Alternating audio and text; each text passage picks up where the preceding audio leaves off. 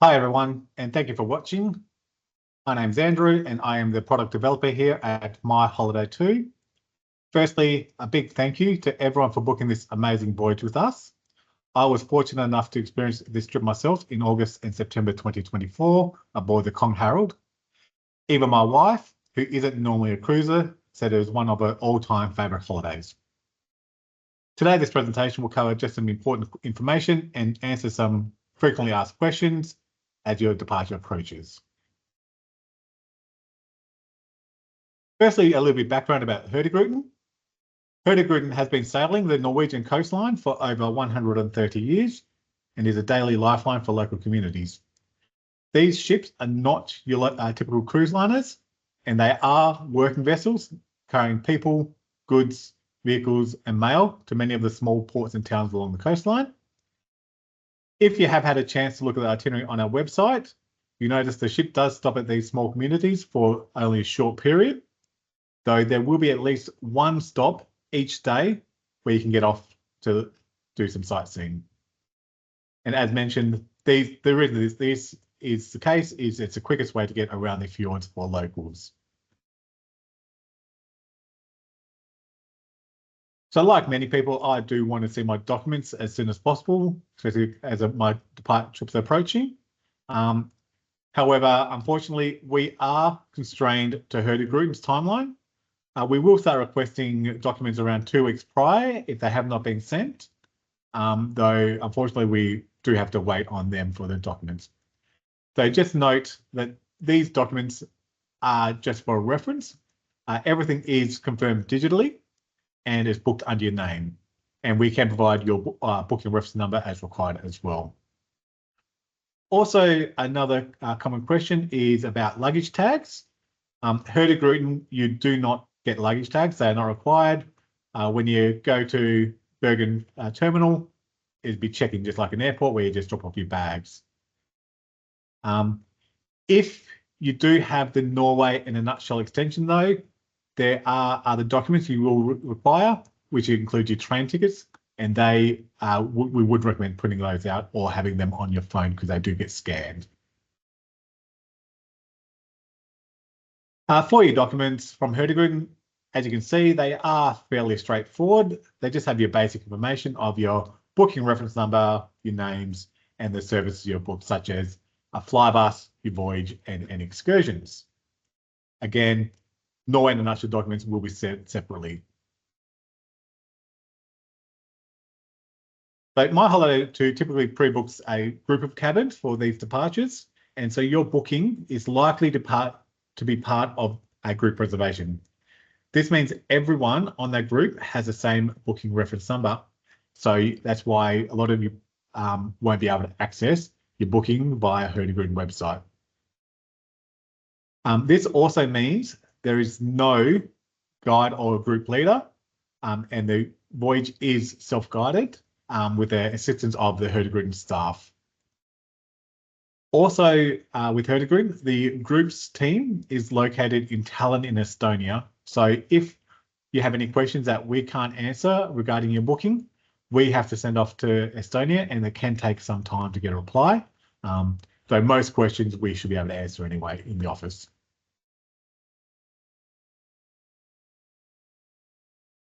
So for any questions around your booking, either with our booking or about Hurtigruten, My Holiday 2 is your point of contact. So we can answer any of your questions about the voyage, about your booking, about anything. If we don't know, we can find out for you. If you do contact Hurtigruten in Australia, they generally cannot help out with anything of your booking specific. They might be able to assist with general information about itineraries, excursion information. Though if you do have any questions, please come to us first. So for arriving to Bergen, your experience can vary depending on which airport you come through previously. So if you're arriving in Bergen from another Schengen country, such as Denmark, you do not clear passport control in Bergen, you will clear it in that country. So for example, I connected through Copenhagen and I cleared passport control there and then in Copenhagen. That being said, if you do have a short connection, we do recommend clear passport control immediately and then find your gate before resting. Upon arrival in Bergen, there still may be some staff and immigration staff that maybe ask you questions. Though, like when I went through, I just collected my bag and exited straight away. If you're connecting through a non-Schengen country, such as the United Kingdom, you will complete your immigration passport control procedures in Bergen. So Bergen Airport is about 18 kilometres from the city centre. There are multiple ways to get from the airport down into the city. First one, there is a light rail, which is probably one of the cheapest way, though you would have to organise that there and then with rather than Bergen. The Airport Express bus, the Flybussen, is the fastest way, and that's what we can book. You can pre-book that. Otherwise, you can also book it upon arrival, either online or there is a machine.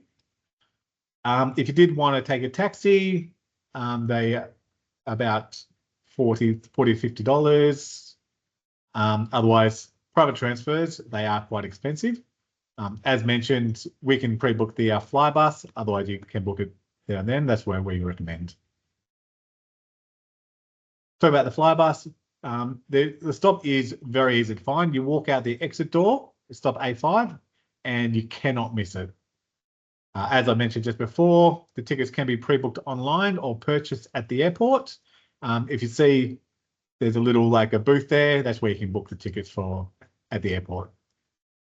The bus does run every 30 to 40 minutes throughout the day. So if you are looking at doing the Flybus back to the airport after your voyage, the first departure is about 6 a.m. So if you have an early morning flight, it would not be possible to do the Flybus, as it does not arrive in time. For the Hurtigruten terminal, it is like the Flybus does stop you right there. It's quite easy to navigate. You can't miss the entrance.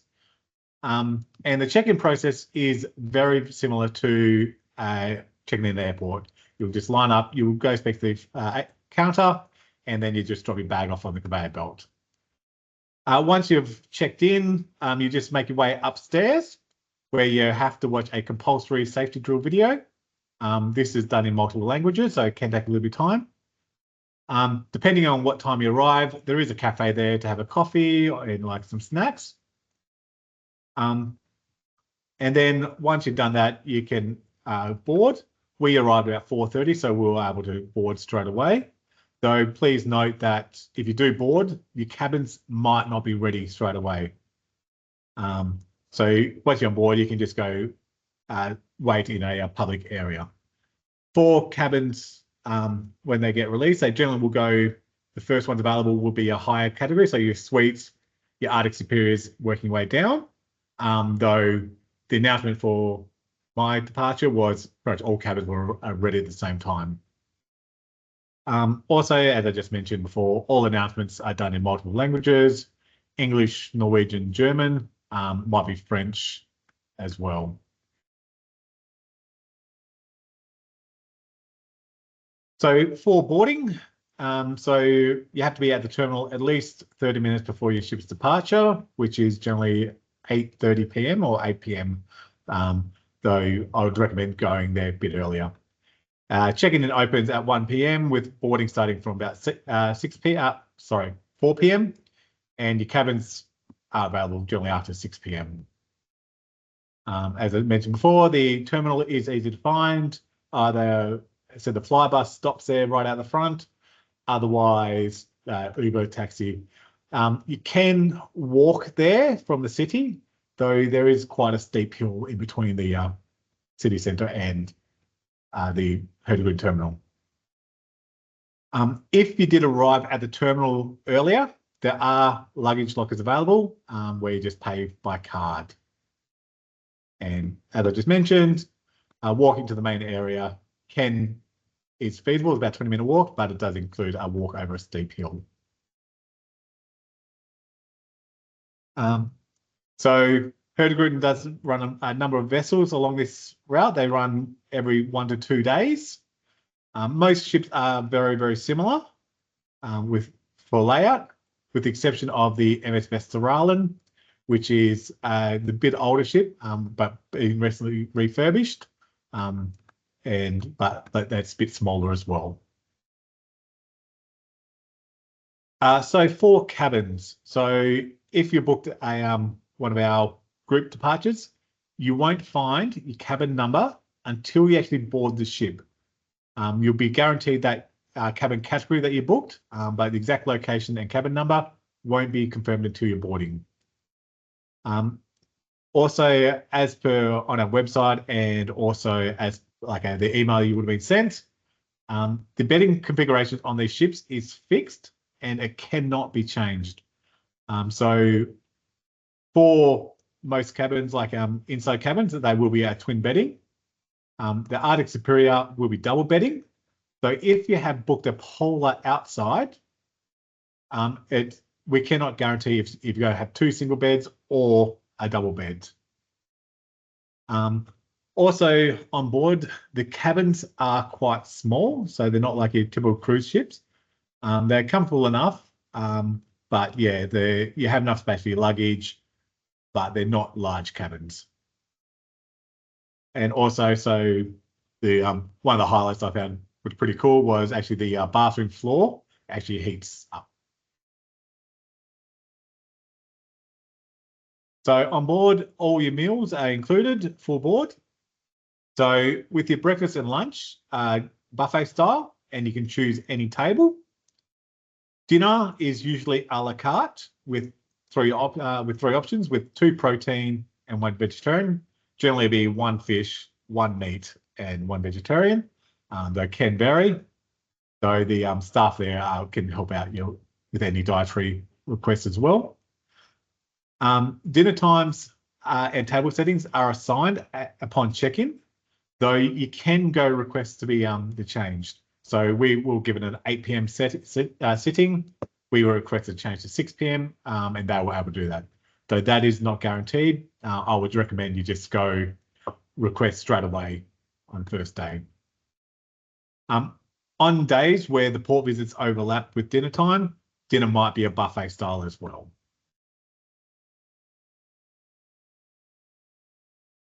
For short excursions. So My Holidays 2 policy is we need to book the excursions at least 90 days prior to departure, because that is when My Holiday 2 has to pay Hurtigruten the invoice. We understand some people contact Hurtigruten, their policy is different, but we need that 90 days because if people add last minute, Hurtigruten won't release anyone's documents until that has been fixed. This is why we have our 90-day policy. So once on board, like if you are going on an excursion, they are time sensitive. So like when you're expecting a couple of hours, the buses do need to leave as soon as possible. So we do recommend try to get off the ship as soon as possible. If you have been on cruise ships, sometimes if you booked a pre-booked excursion, you might get priority disembarkation. This does not happen with the Hurtigruten. You disembark with everyone else, and people generally start lining up for disembarkation 20 to 30 minutes before the ship arrives into port. If you were not able to book excursions with us beforehand, you still can book them on board. And also, if you do sign up to Hurtigruten Ambassador program, you can get an extra 5% discount on board. Again, that 5% we cannot offer as our pricing is set into our website. Some excursions with Hurtigruten do sell out. So again, we would recommend booking as soon as you're on board if you have not done so beforehand. Though if they are popular excursions and Hurtigruten can get the numbers, they can actually organise another departure. So one of the excursions I did was the Atlantic Road. It was actually oversold, and Hurtigruten was able to book another bus for all the extra people. And also, the excursions can be offered in several languages. So just ensure when you're disembarking, you get on the right bus for English. So on board, there is a few things on board. It's not like I said, not a big cruise ship, so it's not action-packed, but there is enough on board to keep you entertained. But as mentioned before, there is at least one port of every day, like where you can get off. Even some of the shorter ones, like you can get off and go for a bit of walk. I think one of the stops was 30 minutes. We just went for a quick walk and just stretch our legs. There are daily lectures on different topics done by the Coastal Experience team. So you learn things like Vikings, wildlife, history, which was really, really interesting. There are also presentations on shore excursions from the Coastal Experience team. They actually are really good because they don't just tell you about their paid excursions. They will give you advice about things that like our people can do that aren't paid or a bit cheaper. So like one of the stops in Lofoten Islands, there is an amazing war museum that I found like thoroughly enjoyable, being an ex-Navy. Also, other events they are on deck. So there you do a crossing the line ceremonies as you go across the Arctic Circle. So northbound, you'll get some like ice water down your back of your like a top, and then you get a little drink. Southbound, you have a shot of fish oil. Then in the evening, like depending on like your staff on board, the experience team and your red staff, you might have music trivia. There might be a singer if one of the staff sings, or karaoke. So for weather in Norway, like anything, we cannot guarantee what the weather's going to be like. We can sort of assess like historically, but unfortunately, like the weather can vary. But however, as the ships do sail in and out of the fjords quite a bit, and you are limited in the open water, generally it is quite calm. As I said, my wife doesn't like cruising. She doesn't like any swell, and I think only once as we're coming around the top that it got a little bit rough for her. If the weather does become too bad, the captain might deem the sailing unsafe. You will just remain in a port for those remaining days, and then Hurtigruten will reimburse as required.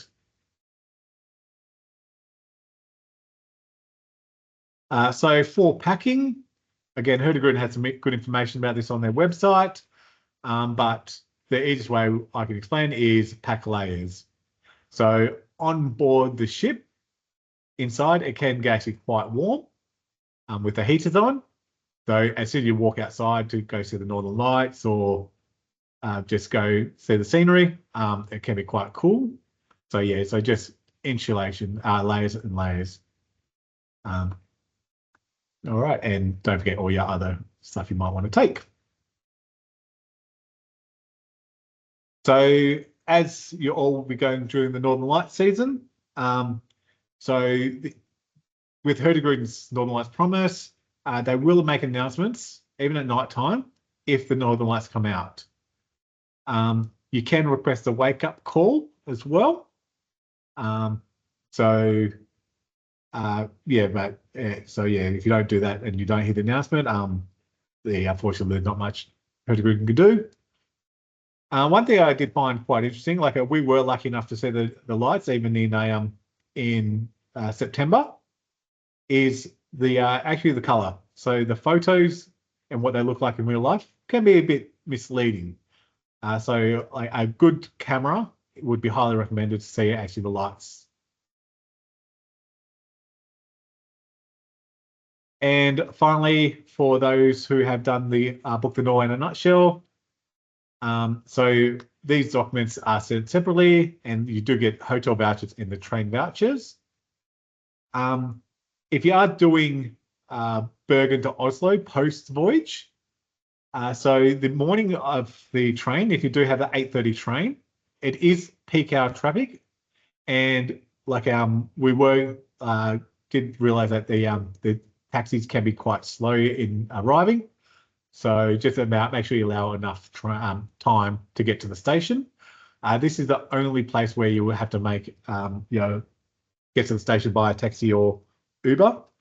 In Voss, Flam, and Oslo, sorry, they shouldn't say Oslo. They are all located next to the stations at just walking distance. So anyway, that's the end of this presentation. Thank you very much.